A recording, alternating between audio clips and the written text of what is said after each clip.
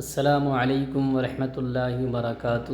دوستو، میں سارم اشرف NSC TET classes پر آپ کا سواگت کرتا ہوں، خیر مقدم کرتا ہوں۔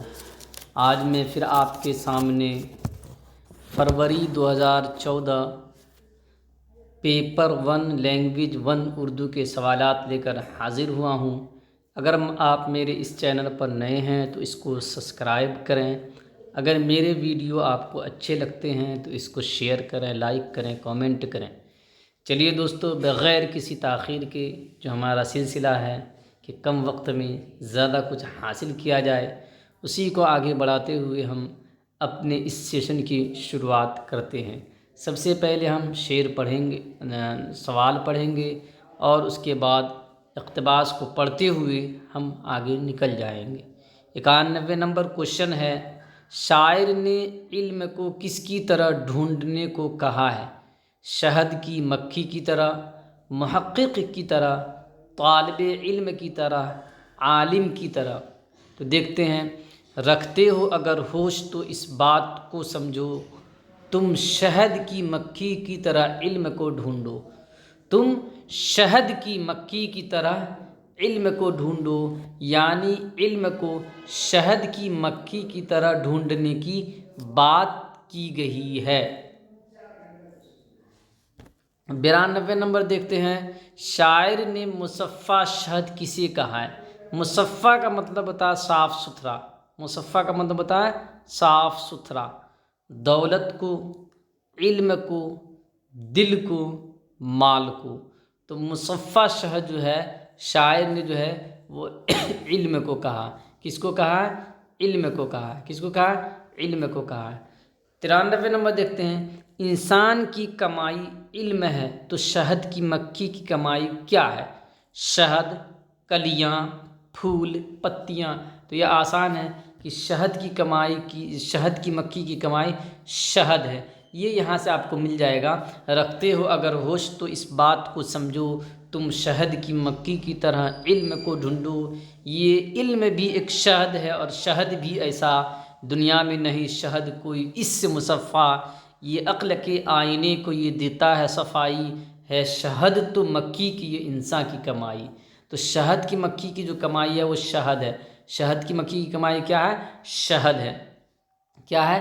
انسان کی کمائی علم ہے، اور شہد کی مکھی کی کمائی شہد ہے۔ 93 نمبر کا 1 نمبر آپشن ہو جائے گا۔ 94 نمبر کا دیکھیے دوستو، انسان کی بڑائی کس میں ہے؟ کسی کی خوشامد کرنے میں، جھوٹی تعریف کرنے میں، علم کی اہمیت بیان کرنے میں، شہد کے فائدے بیان کرنے میں؟ اقتباس کو دیکھیے اور آپ کو جواب مل جائے گا۔ اقتباس کو جہاں تک ہم نے پڑھا تھا، یہ اس سے آگے پڑھیں گے۔ سچ پوچھو تو انسان کی عظمت ہے اسی میں، اسی سے۔ عظمت کا مطلب بڑائی ہوتا ہے۔ سچ پوچھو تو انسان کی عظمت ہے اسی سے، اس خاک کے پتلے کو سنوارا ہے اسی نے۔ اس خاک کے پتلے کو سنوارا ہے اسی نے۔ تو انسان کی عظمت کس میں ہے؟ اسی میں ہے۔ انسان کی عظمت کس میں ہے؟ علم کی اہمیت بیان کرنے میں۔ کس میں؟ علم کی اہمیت بیان کرنے میں اس انسان کی عظمت ہے۔ 94 نمبر کا 3 نمبر آپشن ہو جائے گا۔ 95 نمبر دیکھیے دوستو، شاعر کے نزدیک اگر علم کا چسکا لگ جائے تو کس کو پھولوں کی طرح سمجھنا ہوگا؟ دماغ کو، آنکھ کو، کتابوں کو، ذہن کو؟ آخری شعر کیا کہہ رہا ہے دیکھیے، پھولوں کی طرح اپنی کتابوں کو سمجھنا، پھولوں کی طرح اپنی کتابوں کو سمجھنا، چسکا ہو اگر تم کو بھی کچھ علم کے رس کا۔ تو اگر علم کے رس کا چسکا لگ جائے تو آدمی کیا کرتا ہے کہ کتابوں کو کیا کرتا ہے؟ پھولوں کی طرح کیا کرتا ہے؟ سمجھتا ہے کتابوں کو۔ کس کو؟ شاعر کے نزدیک اگر علم کا چسکا لگ جائے تو کس کو پھولوں کی طرح سمجھتا ہے؟ کتابوں کو۔ 96 نمبر دیکھتے ہیں دوستو، عظمت کا مطلب ہے بڑائی، نیکی، اچھائی، بلند۔ تو ہم نے بتایا تھا ابھی آپ کو کہ عظمت کے معنی ہوتے ہیں بڑائی کی۔ عظمت کے معنی کیا ہوتے ہیں؟ بڑائی کے ہوتے ہیں۔ 1 نمبر آپشن ہو جائے گا۔ چلیے پھر یہاں پہ ہمارا کیا ہے کہ یہاں پہ ہمارا جو ہے فن تدریس جو ہے بیچ میں شروع ہو رہا ہے۔ اس مشق میں ایک مختصر اقتباس میں چند لفظ چھوڑ دیے گئے ہیں۔ طالب علم کو اپنے مطالعے کی بنیاد پر خالی جگہوں میں مناسب لفظ لکھتے ہیں۔ اس مشق کا مقصد طالب علم کی مندرجہ ذیل میں سے کس صلاحیت کا اندازہ کرنا ہے کہ ایک اقتباس تیار کیا جاتا ہے اور اس میں کچھ جگہوں پہ لفظوں کو چھوڑ دیا جاتا ہے، تو اس لفظوں کو چھوڑ کر اور بچوں کو اس خالی جگہ کو بھرنا ہوتا ہے۔ تو اس مشق کے ذریعے جو ہے اس خالی جگہ کو چھوڑ کے آپ بچے کی کس صلاحیت کو جانچنا چاہ رہے ہیں۔ نئے الفاظ کا استعمال بچے کر پا رہے ہیں کہ نہیں کر پا رہے، اس کو جانچنا چاہ رہے ہیں۔ تلخیص کا تلفظ دیکھنا چاہ رہے ہیں، لفظوں کا تلفظ دیکھنا چاہ رہے ہیں، اچارن دیکھنا چاہ رہے ہیں، لفظوں کو سمجھنا کہ بچے لفظوں کو سمجھ رہے ہیں کہ نہیں سمجھ رہے ہیں، یہ چیز دیکھنا چاہ رہے ہیں۔ تو آپ جو ہے جگہ چھوڑ کے یہ دیکھنا چاہ رہے ہیں کہ بچے صحیح طریقے سے سمجھ کے خالی جگہوں میں اس کے مناسب لفظ کو بھر پاتے ہیں کہ نہیں بھر پاتے ہیں، یہی دیکھنا چاہتے ہیں۔ 198 نمبر دیکھیے، 98 نمبر دیکھیے دوستو، بات کا بتنگڑ بنانا کا مطلب ہے چھوٹی بات کو بڑھا چڑھا کر بیان کرنا، ہر وقت تانے دینا، تیسرا ہے زیادہ باتیں کرنا، چوتھا ہے چھوٹی سی بات پر لڑنا جھگڑنا۔ تو آسان ہے کہ بات کا بتنگڑ بنانا ایک محاورہ ہے جس کے معنی ہے کہ چھوٹی بات کو بڑھا چڑھا کر بیان کرنا، اسی کو ہم کہتے ہیں کہ بات کا بتنگڑ بنانا۔ کیا کہتے ہیں؟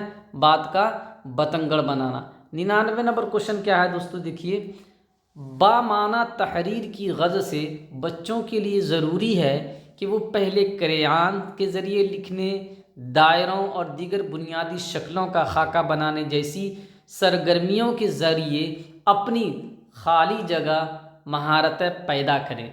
کریون کہتے ہیں دوستو، آپ بچوں کو دیکھتے ہوں گے کہ جو پینسل ٹائپ کا آج کل کلر آتا ہے جس میں الگ الگ کلر کے پینسل ٹائپ کے ہوتے ہیں، تو اسی کو کریون کہتے ہیں۔ تو چھوٹی ککشا میں آپ کیا کرتے ہیں کہ بچوں کو، اب تو سلیٹ کا زمانہ ختم ہو گیا، آپ بچے جو سلیٹ اور پینسل میں بہت کم لکھتے ہیں، ہے نا، پہلے جو لکھتے تھے، تو اب کریون کا استعمال کرتے ہوئے کیا کرتے ہیں بچے؟ لکھنے اور دائرے بناتے ہیں اور دیگر سرگرمیاں کرتے ہیں۔ تو ان سرگرمیوں کے ذریعے سے جو ہے کس مہارت کس مہارت کو فروغ ملتا ہے، کس کا وکاس ہوتا ہے؟ کریون اسی کو کہتے ہیں۔ آپ پینسل ٹائپ کا چھوٹا چھوٹا کلر دیکھتے ہوں گے، اسی کو ہم کہتے ہیں کریون، ہے نا، موم بتی کی طرح جو ہے نا وہ ہوتا ہے، اور اس کو لکھیے گا تو وہ ختم ہوتا چلا جاتا ہے۔ تو اس کو وہ دیکھیے، ایک نمبر جذباتی مہارت ہوگا، زندگی کو محفوظ رکھنے کی مہارتیں پیدا کریں، ادراکی مہارتیں پیدا کرتے ہیں، یا حرکی مہارت پیدا کرتے ہیں۔ تو یہ حرکی مہارت ہے کہ لکھنے کی جو سرگرمی ہے اس کو بچہ کیا کر رہا ہے؟ ڈیولپ کر رہا ہے، یعنی حرکی مہارت ہے۔ پھر سے پڑھیے، کوشچن سمجھ میں آ جائے گا۔ بامعنی تحریر کی غرض سے، یعنی بچے جو لکھیں وہ لکھنا ان کا کارآمد ہو، بامقصد ہو کی غرض سے بچوں کے لیے ضروری ہے کہ وہ پہلے کریون کے ذریعے لکھنے، دائروں اور دیگر بنیادی شکلوں کا خاکہ بنانے جیسی سرگرمیوں کے ذریعے اپنی حرکی مہارتیں پیدا کرے۔ کیا کرے؟ اپنی حرکی مہارتیں پیدا کرے، یعنی 4 نمبر آپشن اس کا صحیح ہو جائے گا۔ 100 نمبر کوشچن دیکھتے ہیں دوستو، کیا کہتا ہے؟ کسی دوست کو خط لکھتے وقت آموزگار کو کس پہلو پر دھیان دینا چاہیے؟ کسی کو آپ خط لکھ رہے ہیں، اب تو خط کا زمانہ ختم ہو گیا، آپ واٹس اپ، فیس بک، ٹیلی گرام، انسٹاگرام، ہے نا، ان چیزوں کا زمانہ آ گیا ہے۔ تو اگر آپ اپنے دوست کو خط لکھ رہے ہیں تو آپ کو کس چیز پہ دھیان دینا چاہیے، یا پہلے جو لکھا جاتا تھا تو اس میں کس چیز پہ دھیان دیا جاتا تھا؟ تحریر دوسروں پر واضح ہو سکے، محققات کا استعمال، واضح وضع، کہ جو تحریر جو ہے ایسی ہو کہ جو کیا ہو کہ بالکل صاف ہو اور اس میں حقیقی چیزوں کا استعمال ہو۔ دوسرا ہے ذاتی چیزیں ہوں، کسی خاص وضع کے بغیر، یعنی کسی طرح کی کوئی وضاحت نہ ہو۔ تیسرا ایک خاص وضع ہو، یعنی ایک خاص طریقہ ہو، ذاتی پہلوؤں پہ زور دیا جائے، اور مخففات کا استعمال کیا جائے۔ مخففات کہتے ہیں دوستو شارٹ کٹس کا استعمال کیا جائے۔ چوتھا ہے ذاتی باتیں نہ کرنا، درست وضع کا استعمال کرنا۔ تو دوستو اس کا جو صحیح آپشن ہو جائے گا 100 نمبر کا، وہ 3 نمبر ہو جائے گا، کہ خط لکھنے میں خط لکھنے کا ایک خاص وضع ہوتا ہے، یعنی طریقہ ہوتا ہے۔ دوسری چیز ہے ذاتی پہلوؤں پر زور دینا چاہیے کہ آپ کیا کہنا چاہ رہے ہیں. اور تیسری بات ہے کہ مخففات کا استعمال کرنا چاہیے، یعنی شارٹ کٹس کا استعمال کرنا چاہیے. چونکہ اگر آپ لمبی چوڑی بات لکھیں گے تو پھر وہ خط نہیں رہے گا، پھر وہ کچھ اور ہو جائے گا. خط میں آپ کیا کرتے ہیں کہ کم شبدوں میں، کم لفظوں میں اپنی بات کو دوسروں تک پہنچا دیتے ہیں. آپ جب آمنے سامنے بات کرتے ہیں تو اس میں بہت ساری چیزیں آپ فالتو بول دیتے ہیں، لیکن خط لکھنے میں کیا کرتے ہیں آپ اس چیز کا احتیاط کرتے ہیں. تو 3 نمبر آپشن آپ کا ہو جائے گا.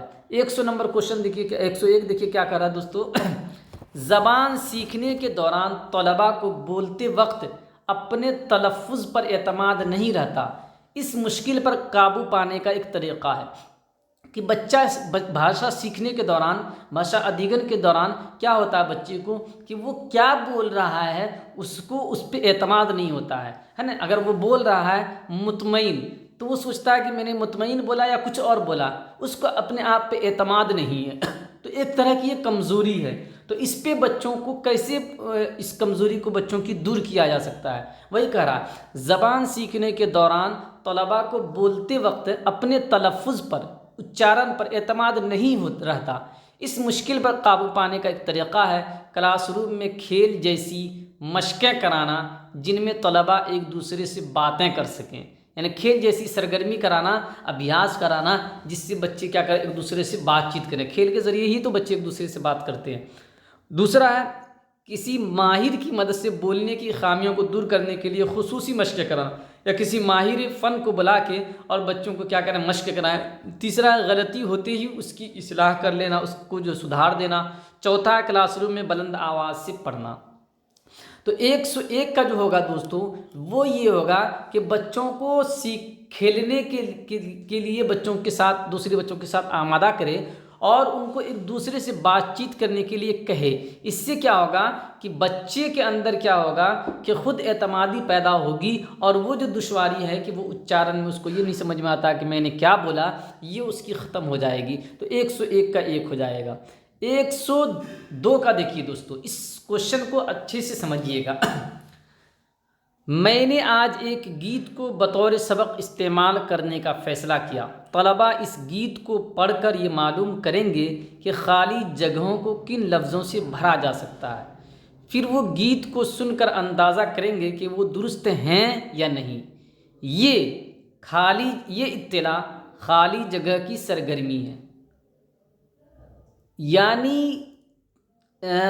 جو ایک اطلاع ہے کہ میں نے ایک قول ہے، ایک بات ہے، اور اس بات کو آدھار بنا کے آپ کو بتانا ہے کہ یہ کیسی سرگرمی ہے.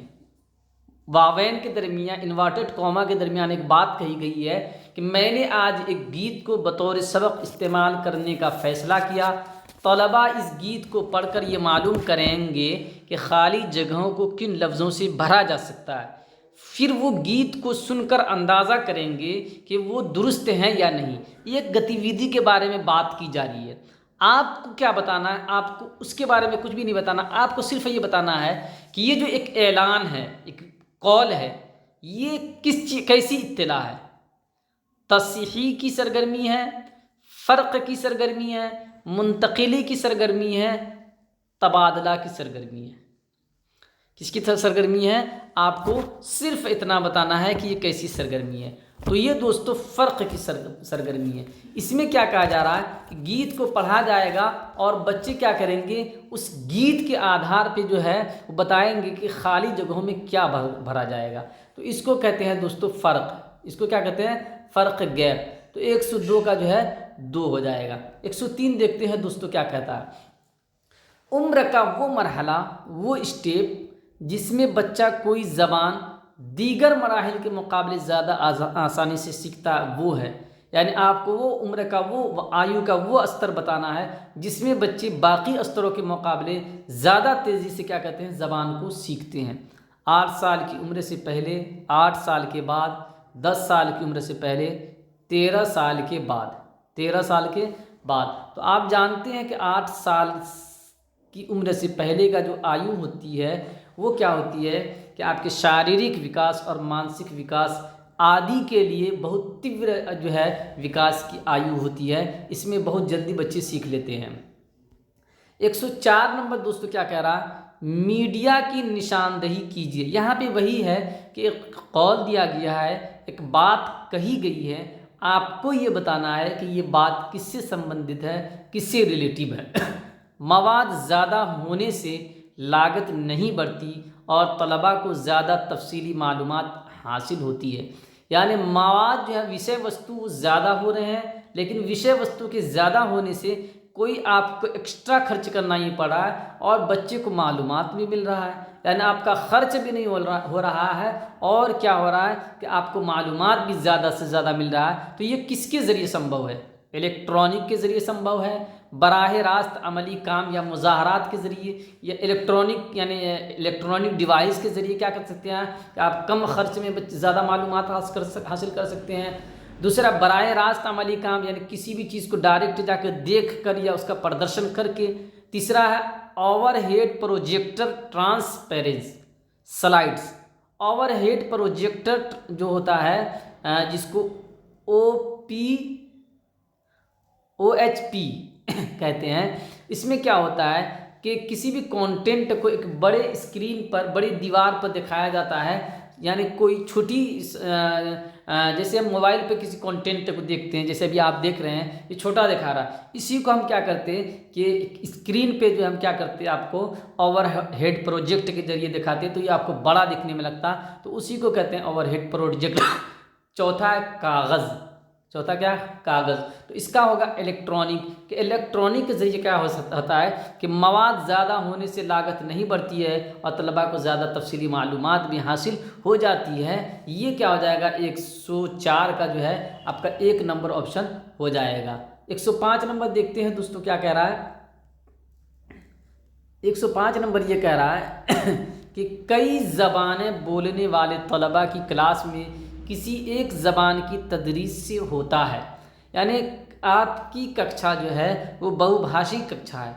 क्या है? बहुभाषी कक्षा है। आप क्या कर रहे हैं कि उसमें किसी एक ज़बान की तदरीस कर रहे हैं, किसी एक ज़बान की तदरीस कर रहे हैं। तो इससे क्या होगा, यानी आपकी कक्षा बहुभाषी कक्षा है और उसमें आप क्या कर रहे हैं, किसी एक ज़बान की तदरीस कर रहे हैं, उसको माध्यम बना के। तो इससे क्या कठिनाई, क्या दुश्वारी पैदा हो सकती है, इसकी बात कही गई है कि इससे क्या दुश्वारी पैदा हो सकती है।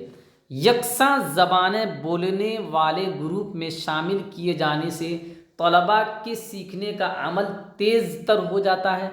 यानी जब बच्चों को, तमाम बच्चों को आप एक ही ज़बान के माध्यम से पढ़ाएंगे तो इससे क्या होगा कि बच्चों की सीखने की जो गति है वो तेज़ हो जाएगी।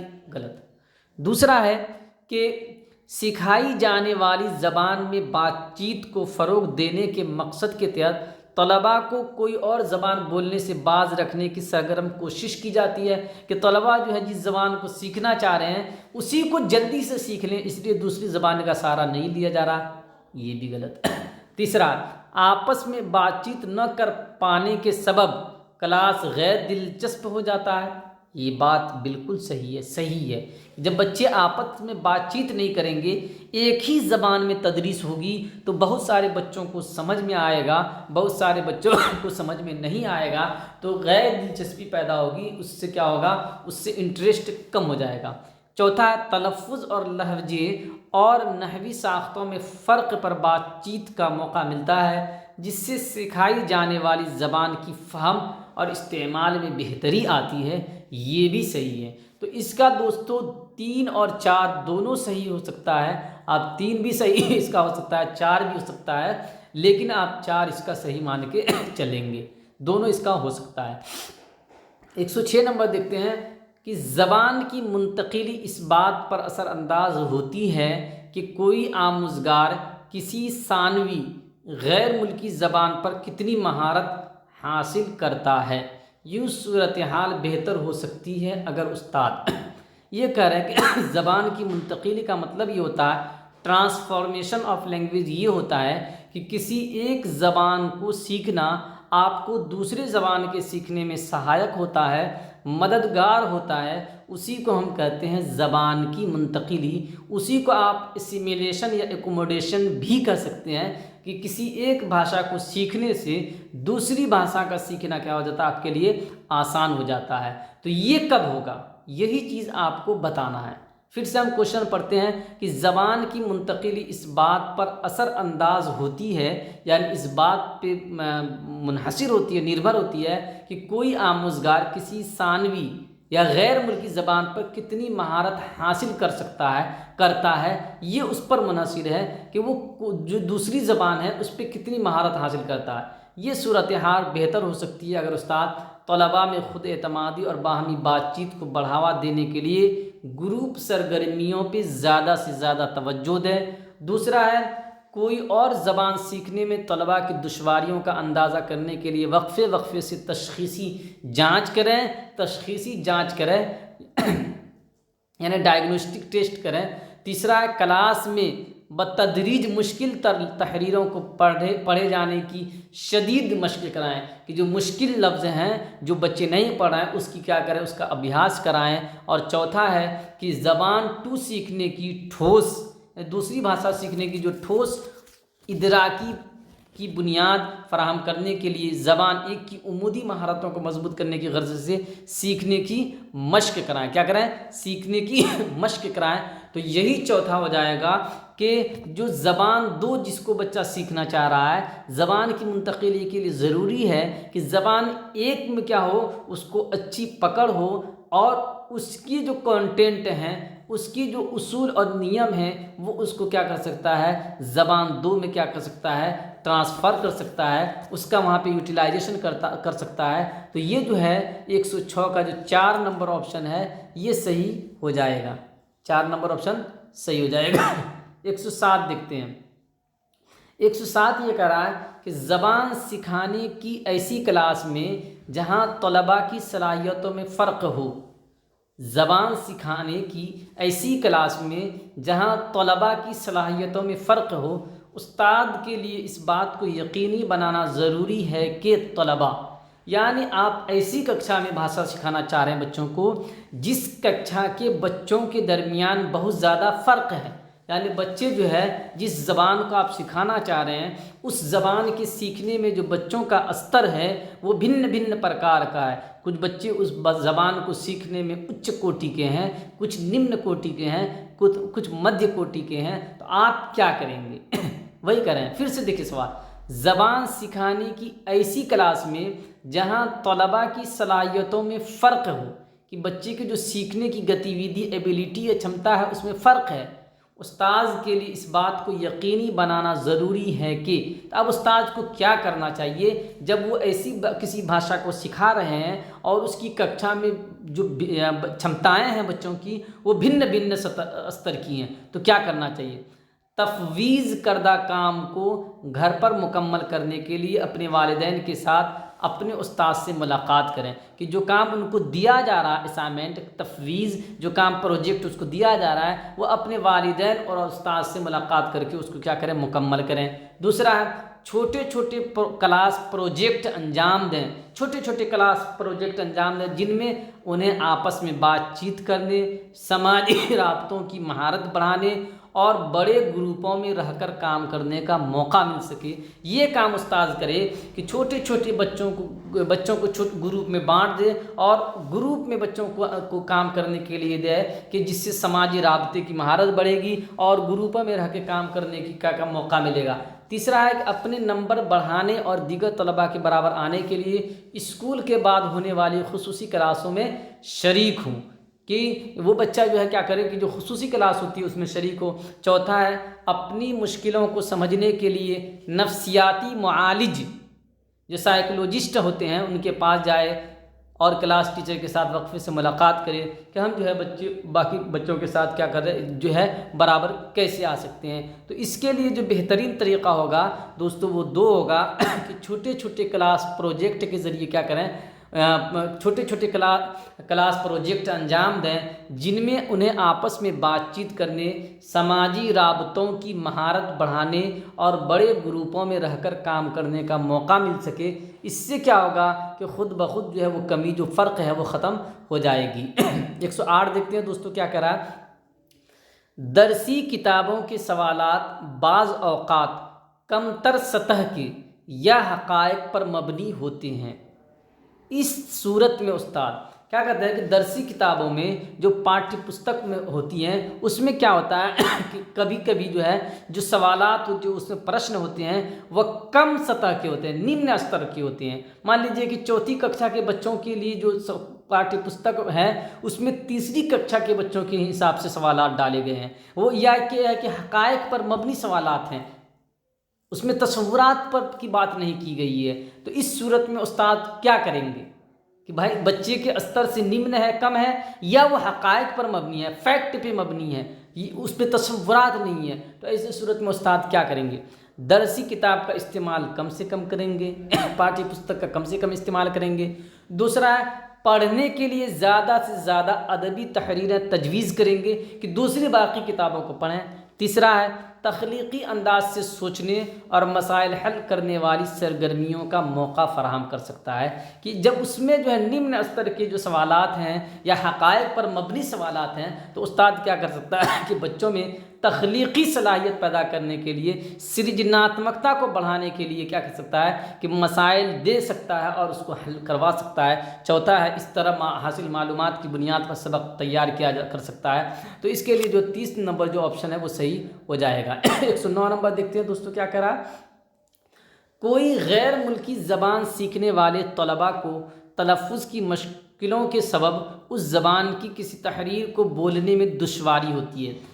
کوئی زبان مان لیجیے کہ کوئی بچہ جو ہے دوسری کوئی غیر ملکی زبان سیکھ رہا ہے، مان لیجیے کوئی ہندوستانی طالب علم ہے وہ چائنیز زبان سیکھ رہا ہے، تو چائنیز زبان سیکھنے کے دوران ان کو کچھ شبدوں کے بولنے میں دشواری ہوگی، مشکل ہوگی، تو اس دشواری پہ قابو پانے کا بہترین طریقہ کیا ہو سکتا ہے؟ سمجھے سوال کو، سمجھے سوال یہ کہہ رہا ہے کہ کوئی ہندوستانی طالب علم ہے وہ چائنیز زبان سیکھنا چاہ رہا ہے، چائنیز زبان سیکھنے کے دوران کچھ لفظوں کو بولنے میں ان کو دشواری ہو رہی ہے، تو اس دشواری کو کیسے کم کیا جا سکتا ہے؟ وہی کریں، کوئی غیر ملکی زبان سیکھنے والے طلباء کو تلفظ کی مشکلوں کے سبب، جو اچارن ہے اس کی مشکلوں کے سبب اس زبان کی کسی تحریر کو بولنے میں دشواری ہوتی ہے، اس دشواری پر قابو پایا جا سکتا ہے بلند آواز میں پڑھ کر، تاکہ املا اور تلفظ کے درمیان تعلق کو سمجھا جا سکے کہ جو لکھی ہوئی ہے، جو اچارن یعنی بلند زور سے جو ہے اس کو پڑھ کے، تاکہ جو چیز لکھی ہوئی ہے اور جو بولا جا رہا اس کے درمیان بچہ فرق کیا کرے، معلوم کر سکے۔ دوسرا ہے لفظوں کو بلند آواز میں پڑھتے ہوئے اور درست لفظ کو سن کر مشق کے طور پر اسے دہراتے ہوئے، کہ بچہ کیا کرے کہ اس کو بلند آواز میں پڑھے بھی اور جو صحیح اچارن ہے اس کو کیا کرے، مشق بھی کرے۔ تیسرا ہے استاد کے تلفظ کو نقل کر کے کہ استاد جیسے بولنا ہے ویسے بولنا ہے۔ چوتھا ہے مشکل لفظ کی مشق کے طور پر اپنے آپ پڑھ کر۔ 2 نمبر آپشن جو ہے 109 کا جو 2 نمبر آپشن جو ہے صحیح ہو جائے گا کہ لفظوں کو بلند آواز میں پڑھتے ہوئے اور درست تلفظ کو سن کر مشق کے طور پر اسے دہراتے ہوئے یہ اس کمی کو دور کیا جا سکتا ہے۔ 110 نمبر جو سوال ہے دوستو وہ دیکھیے کیا کہہ رہا ہے کہ زبان کی تدریس کے کلاس میں خصوصی صلاحیتوں والے طلباء میں وابستگی، کامیابی اور عزت نفس کے احساس کو فروغ دیا جانا چاہیے۔ اس کے لیے ضروری ہے کہ آپ بھاشا ادھیگم یا بھاشا شکشن کی ککشا ہے، اس میں کچھ وششٹ بچے ہیں اور ان وششٹ بچوں کو کلاس سے جوڑنے کے لیے، ان کی سفلتا کے لیے، ان کے اس میں خود اعتمادی اور بھروسہ پیدا کرنے کے لیے آپ کو کیا کرنا چاہیے، یہ سوال کر رہا ہے، یہ آپ کا کوشچن کہہ رہا ہے۔ زبان کی تدریس کے کلاس میں خصوصی صلاحیتوں والے طلباء میں، خصوصی صلاحیتوں والے طلباء، وششٹ چھمتاؤں والے جو چھاتر ہیں اس میں وابستگی یعنی سمبندتا، کامیابی، سفلتا اور عزت نفس، خود اعتمادی کا احساس کو وکاس کرنے کے لیے کیا کیا جا سکتا ہے؟ اس کے لیے ضروری ہے کہ ان طلباء کی مخصوص ضرورتوں کے پیش نظر باصلاحیت اساتذہ کا تقرر کیا جائے، کہ ان کی ضرورتوں کو دھیان میں رکھتے ہوئے جو بہترین اساتذہ ہیں ان کی بحالی کی جائے۔ دوسرا ہے ان طلباء کو ایک ساتھ رکھا جائے تاکہ وہ اسکول کے اپنے دیگر ساتھیوں سے مل جل نہ سکیں، وہ جو بچے وششٹ بچے ہیں ان کو الگ تھلگ رکھا جائے تاکہ باقی بچوں سے وہ مل جل نہ سکیں۔ تیسرا مختلف نوعیتوں کی درسی کتابیں فراہم کی جائے، تو ان کو یا تو تیسرا ہے کہ ان کو جو ہے الگ الگ طرح کی جو ہے درسی کتابیں پاٹھی پستک دی جائے۔ چوتھا ہے مل جل کر سیکھنے، باہمی تعاون اور بات چیت کے مواقع فراہم کیے جائیں۔ دیکھیے وششٹ ضرورت والے بچے ہیں تو وہ کیا کریں گے، مل جل کر سیکھیں گے اور باہمی تعاون کریں گے، ایک دوسرے سے بات چیت کریں گے، تو اس سے کیا ہو جائے گا کہ ان کو سیکھنے کی جو گتی ہے وہ خود بخود تیز ہو جائے گی۔ 111 نمبر جو ہے دوستو سوال دیکھتے ہیں کہ 111 نمبر سوال کیا کہہ رہا ہے۔ 111 نمبر سوال یہ کہہ رہا ہے کہ زبان سکھانے کی روایتی کلاس استاذ مرکوز کلاس ہوتی ہے۔ جو روایتی کلاس روم ہے وہ استاذ مرکوز ہوتی ہے، ٹیچر سینٹرڈ ہوتی ہے، جبکہ موجودہ زمانے کی کلاس طالب علم مرکوز ہوتی ہے۔ یہ بات صحیح ہے کہ جو پہلے کی کلاس ہوتی تھی وہ ٹیچر سینٹر ہوتی تھی، اور جو اب کی کلاس ہے وہ چائلڈ سینٹرڈ ہے، اسٹوڈنٹ سینٹرڈ ہے۔ روایتی کلاس کی ایک خصوصیت ہے، تو جو پہلی کی جو کلاس تھی، جو روایتی کلاس تھی، اس کی ایک خصوصیت، ان 4 اقوال میں سے، باتوں میں سے ایک اس کی خصوصیت ہے، آپ کو بتانا ہے کہ وہ کون خصوصیت ہے۔ سوال آپ نے سمجھا؟ سوال یہ کہہ رہا ہے کہ جو روایتی کلاس ہوتی تھی پہلے، اس میں استاذ مرکوز کلاس ہوتی تھی، وہ جو روایتی کلاس ہوتی تھی وہ استاذ مرکوز ہوتی تھی، اور جو ابھی جدید کلاس ہے، موجودہ کلاس ہے، وہ طفل مرکوز ہے، چائلڈ سینٹرڈ ہے۔ آپ کو یہ بتانا ہے کہ وہ اس روایتی کلاس کی بہت ساری خصوصیات ہوتی تھی۔ یہاں پہ 4 قول ہے، 4 پوائنٹ ہے، اس میں سے آپ کو بتانا ہے کہ کون سی ایک خصوصیت اس روایتی کلاس کی ہے، اس روایتی کلاس کی کون سی ایک خصوصیت ہے۔ طلباء زبان سیکھنے کی خصوصی طور پر تیار سرگرمیوں میں شرکت کرتے ہیں یا انہیں انجام دیتے ہیں، جبکہ استاد ان سرگرمیوں میں مدد دیتا ہے۔ کہ استاد طلباء کیا کرتے ہیں کہ جو ان کے لیے طے شدہ جو ہے ایک سرگرمی ہوتی ہے اس میں شریک ہوتے ہیں اور اس کو کرتے ہیں، اور طلباء اور استاد اس کی مدد کرتے ہیں۔ دوسرا، استاد لفظوں کو بول کر اور پڑھ کر سکھاتا ہے اور طلباء اس کی نقل کرتے ہیں۔ تیسرا ہے، استاد درس دیتا ہے اور اس بات کو یقینی بناتا ہے کہ طلباء کو ان کی کارکردگی کے بارے میں وقفے سے خبر رکھا جائے گا۔ چوتھا، طلباء کلاس کے باہر اپنے طور پر پڑھتے ہیں اور وقفے سے تحریری امتحان دیتے ہیں۔ تو روایتی جو کلاس روم تھی اس کی ایک سرگرمی یہ تھی کہ طلباء زبان سیکھنے کی خصوصی طور پر تیار سرگرمیوں میں شرکت کرتے تھے، جو استاد تیار کرتے تھے رننیتی، اس میں وہ شامل ہوتے تھے یا اسے انجام دیتے تھے، اور استاد کیا کرتے تھے، ان کی سہایتا کرتے تھے، ان کی مدد کرتے تھے۔ یہاں پہ ایک اقتباس آیا ہے، اقتباس کو پڑھ کے آپ کو سوال کے جواب دینے ہیں۔ 12 نمبر جو سوال کرا ہے کہ برہمن دوست کے والد نے عبدالکلام کی کیا خوبی دیکھ کر انہیں ایک معیاری اسکول میں داخلہ کرایا۔ آپ کو معلوم ہے کہ جو برہمن دوست تھے عبدالکلام کی، ان کے ابا نے ان کا ایڈمیشن کرایا تھا، ہے نا، ایک معیاری اسکول میں۔ کیا دیکھ کر؟ اپنے بیٹے کے کہنے پر، عبدالکلام کی بہن کے کہنے پر، سائنس کے مضمون میں ان کے شوق اور ذہانت کو دیکھ کر، ان کے حالات پر ترس کھا کر۔ چلیے اقتباس کو دیکھتے ہیں کہ اقتباس اس سلسلے میں کیا کہہ رہا ہے۔ عبدالکلام کا پسندیدہ مضمون سائنس تھا، وہ اکثر سائنس کا مطالعہ کرتے یا سائنس کے تجربات پر بحث کرتے۔ ان کے برہمن دوست کے والد جوہر شناس تھے۔ کیا تھے؟ جوہر شناس تھے۔ انہوں نے سائنس کے مضمون میں عبدالکلام کا شوق اور ان کی ذہانت کو دیکھتے ہوئے انہیں ایک معیاری اسکول میں داخلہ کرا دیا۔ یعنی سائنس میں جو شوق تھا، عبدالکلام کا شوق اور ان کی ذہانت جو ہے اس کو دیکھتے ہوئے انہوں نے کیا کیا، ایک معیاری اسکول میں کیا کیا، ایڈمیشن کرا دیا۔ تو آپ سے یہ پوچھا جا رہا ہے کہ کیوں کرایا؟ تو سائنس کے مضمون میں ان کے شوق اور ذہانت کو دیکھ کر۔ 113 نمبر دیکھتے ہیں کہ عبدالکلام کو اعلیٰ تعلیم دلوانے کے لیے ان کی بہن نے پیسے کا انتظام کیسے کیا۔ عبدالکلام کو اعلیٰ تعلیم دلوانے کے لیے ان کی بہن نے پیسے کا انتظام کیسے کیا؟ کہ کسی رشتہ دار سے ادھار لے کر، اپنے زیور بیچ کر، بینک سے قرض لے کر، زمین بیچ کر۔ چلیے دیکھتے ہیں اقتباس کیا کہہ رہا ہے۔ اقتباس سے ہم کو جواب مل جائے گا۔ ہائی اسکول کی تعلیم کو انہوں نے کسی طرح پوری کر لی، لیکن اب اعلیٰ تعلیم کے لیے پیسوں کی ضرورت تھی۔ اس موقع پر بہن نے ساتھ دیا۔ بھائی کی تعلیم کے لیے اس نے اپنے زیور فروخت کر کے پیسے فراہم کیے۔ इस तरह अब्दुल कलाम ने अपनी तालीम जारी रखी। तो बहन ने क्या किया कि जो अपने जेवर थे उनको क्या कर दिया, फ़रोख्त कर दिया, यानी उसको बेच दिया। क्या किया, जेवर को बेच दिया।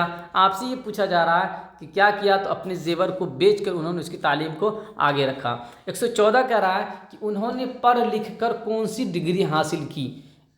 एरोनॉटिक इंजीनियरिंग की, इलेक्ट्रॉनिक इंजीनियरिंग की, सिविल इंजीनियरिंग की, मैकेनिकल इंजीनियरिंग की, किसकी डिग्री हासिल की। चलिए इख्तिबास को देखते हैं।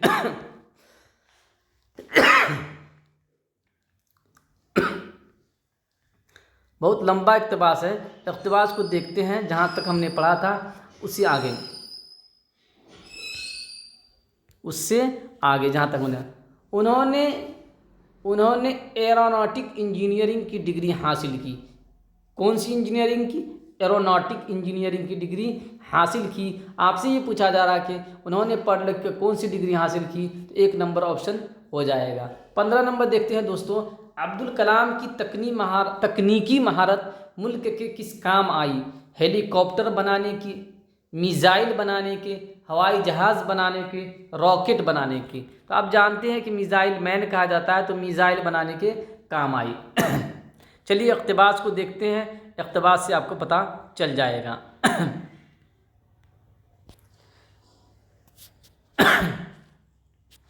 उन्होंने एरोनॉटिक इंजीनियरिंग की डिग्री हासिल की। इस इम्तिहान में वो अव्वल आए। उस वक्त दुनिया में इस मज़मून में बहुत कम इंजीनियर होते थे। इंजीनियर बनने के बाद उन्होंने अपने मज़मून में तहक़ीक़ का काम शुरू किया। उन्हें खला के नए उसूल और नई बातों का इल्म होने लगा जिनसे हिंदुस्तानी अब तक वाकिफ़ नहीं थे। आखिर उन्होंने मिसाइल बनाने का गुण मालूम किया। उन्होंने मिसाइल के कामयाब तजर्बे किए और उसके फ़नी उसूलों से वो पूरी तरह वाकिफ़ हो गए। उनकी महारत से भारत को अपने मिसाइल प्रोग्राम के लिए किसी बैरूनी मुल्क से मदद लेने की ज़रूरत नहीं रही। पूरे हिंदुस्तान में उनकी शोहरत हो गई। लोग उन्हें मिसाइल मैन के नाम से जानने लगे। उन्होंने हिंदुस्तान को दुनिया के मिसाइल बनाने वाले मुल्कों की सफ़ में लाके खड़ा कर दिया। तो उनका जो इल्म था, वो इल्म क्या हुआ, मिसाइल बनाने में कारगर हुआ। क्या हुआ, तो वही पूछा, अब्दुल कलाम की तकनीकी महारत मुल्क के किस काम आई, तो मिसाइल बनाने के काम आई। 115 का क्या हो जाएगा, 2 हो जाएगा कि उनकी जो महारत है वो मिसाइल बनाने के काम आई। चौथा 116 है, उन्हें किस खिताब से नवाजा गया। उन्हें किस खिताब से नवाजा गया, पद्म भूषण, पद्म विभूषण, पद्म श्री, भारत रत्न। चलिए इख्तिबास को देखते हैं, इख्तिबास से आपको पता चल जाएगा। अपनी सलाहियत की वजह से वो हुकूमत हिंद के साइंसी मुशीर बनाए गए। मुल्क के उस मायानाज सपूत को हुकूमत ने भारत रत्न के खिताब से नवाजा। किस खिताब से नवाजा, भारत रत्न से। किससे, भारत रत्न से, यानी 4 नंबर ऑप्शन हो जाएगा। 17 नंबर देखिए, साइंस के अलावा उन्हें किन 2 चीज़ों से ख़ास लगाव है। खेल और आर्ट, शायरी और मौसीकी, मुसव्विरी और शायरी, आर्ट और क्राफ्ट। देखते हैं इक़्तिबास क्या कह रहा है। डॉक्टर अब्दुल कलाम बहुत सारे एजाज़ात मिले, लेकिन गुरूर उनको छू तक नहीं सकता था। उनका रहन सहन बिल्कुल सादा था। वो इंतहाई शरीफ और दयानतदार इंसान थे। उन्हें शायरी और मौसीकी से भी लगाव था। उन्हें शायरी और मौसीकी से भी लगाव था। तो उन्हें किससे लगाव था, शायरी और मौसीकी से भी उनको क्या था, लगाव था। तो उन्हें शायरी और मौसीकी से भी लगाव था, यानी 117 का 2 नंबर ऑप्शन हो जाएगा। 118 कह रहा है, वो भारत को कैसा मुल्क देखना चाहते थे, ताकतवर, अमन पसंद, मजबूत, मालदार। चलिए इक़्तिबास को देखते हैं, इक़्तिबास से आपको पता चल जाएगा। तामिल ज़बान में उनका एक शेरी मजमूआ शाये हो चुका है। चेहरे से भी वो साइंसदा कम और मुसव्विर या मौसीकीकार ज़्यादा नज़र आते थे। डॉक्टर अब्दुल कलाम चाहते थे कि भारत एक मजबूत मुल्क बने। क्या बने, एक मजबूत मुल्क बने। तो यहाँ पे आपसे पूछा जा रहा है 118 नंबर कि वो भारत को कैसा मुल्क देखना चाहते थे, तो वो भारत को एक मजबूत मुल्क देखना चाहते थे, यानी 118 का 3 नंबर जो ऑप्शन है ये सही हो जाएगा। 119 देखते हैं, अब्दुल कलाम का शेरी मजमुआ किस ज़बान में शाये हो चुका है। मलयालम ज़बान में, तामिल ज़बान में, तेलुगु ज़बान में, कन्नड़ ज़बान में। अभी आपने फ़ौरन पढ़ा कि उनका जो उनके जो मौसीकी से दिलचस्पी थी, तो एक शेरी मजमुआ जो उनका तामिल ज़बान में उनका एक शेरी मजमुआ शाये हो चुका है। तमिल ज़बान में उनका एक शेरी मजमुआ शाये हो चुका है। तो 119 का जो है क्या हो जाएगा, तमिल ज़बान, यानी 2 नंबर जो ऑप्शन है वो क्या हो जाएगा, हो जाएगा 2 नंबर ऑप्शन क्या हो जाएगा, हो जाएगा कि तमिल ज़बान में जो है क्या हुआ, उनका शेरी मजमुआ शाये हुआ। और 120 नंबर क्वेश्चन है दोस्तों कि इल्म की जमा है उलूमात, इल्मों, अलाइम, उलूम। तो इल्म की जमा दोस्तों होती है उलूम, इल्म की जमा क्या होती है, उलूम होती है। तो दोस्तों ये सेशन हमारा यहीं पे समाप्त हुआ। उम्मीद है कि आपको ये सेशन अच्छा लगा होगा। अगर आपको ये सेशन अच्छा लगता है तो आप इसको लाइक कीजिए, शेयर कीजिए, सब्सक्राइब कीजिए। शुक्रिया दोस्तों।